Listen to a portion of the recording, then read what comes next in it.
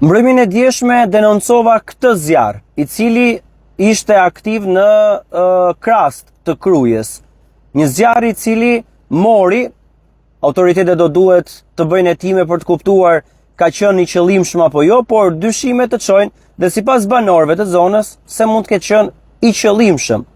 Cilat janë faktet? Kemi një zjarr i cili mori ditën, askush nuk shkoi për ta fikur, edhe pse pati telefonata në drejtim të autoriteteve. Nuk quan asnjëri për të çuar zjarrin. Fakti numër 2 është se ky zjarr ishte thuajse gjatë gjithë natës aktiv.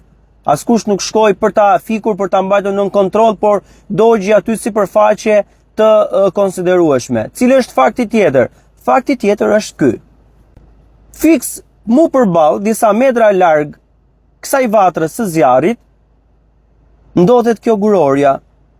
Ka një gurore aty, tek mali i Krastës. Ke një gurore aty, shikojeni pak planin. Një gurore e cila duket se ka glabëruar, ka fshuar, thuajse gjithë malin. Dhe fiks mu përballë në një zonë e cila nuk duket se është e populluar apo e jetuar e të tjerë, ndizet ky zjarri. Pra, shikojeni këto pamje se çfarë kanë bërë guroret në Krujë.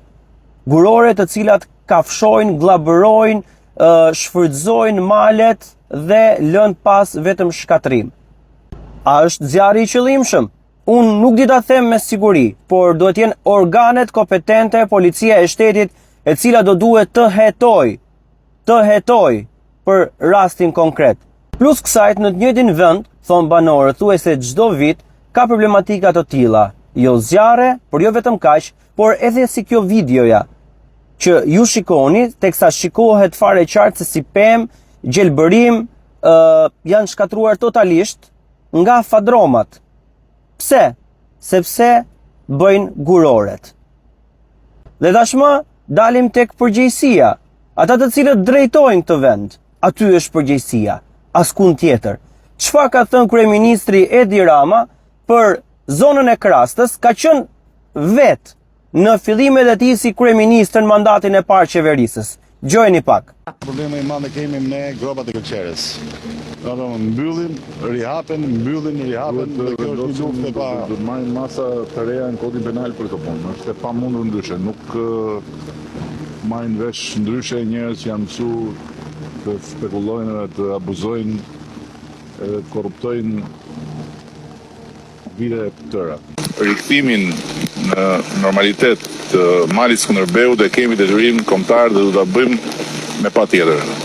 Pas fazës së mbjelljes fidanëve në Rafshina, duhet të bëjmë edhe hidrombjelljen në mënyrë që të mbyllim këtë plagë që na e shef gjithë bota sa zbret në raportin Nën Tereza dhe është një turp kombëtar. E sigurt është që është një turp kombëtar, por zoti kryeministër, pas 4 mandatesh tuajat në pushtet, ja cila është pamja nga qielli. Teksa ata të cilët vinë në Shqipëri ulen në aeroportin Nën Tereza. Janë pamje të rreth një javë më parë të filmuara nga avioni. I shikoni zoti kryeministër dhe këto janë pamjet. Po ju besoj se e keni parë shpesh, se nuk besoj se nuk keni udhëtuar me avion për të larguar nga Shqipëria, sikundër edhe për të ardhur përsëri në Shqipëri. Sikundër shumë denoncime ju kanë ardhur juve në zyrën tuaj, në rrjetet sociale tuajat, në kryeministri për guroret dhe shfrytëzimin pa kriter të maleve të Krujës. Dhe jo vetëm të atyre, por edhe në për zonat të tjera të Shqipërisë. Por kjo është pamja e Shqipërisë pas premtimeve të kryeministrit Edi Rama në mandatin e tij të parë. Në Krujë, kryeministri Edi Rama do duhet të tregojë a është turp kombëtar lënia dhe shfrytëzimi në këtë farfeje i maleve të Krujës?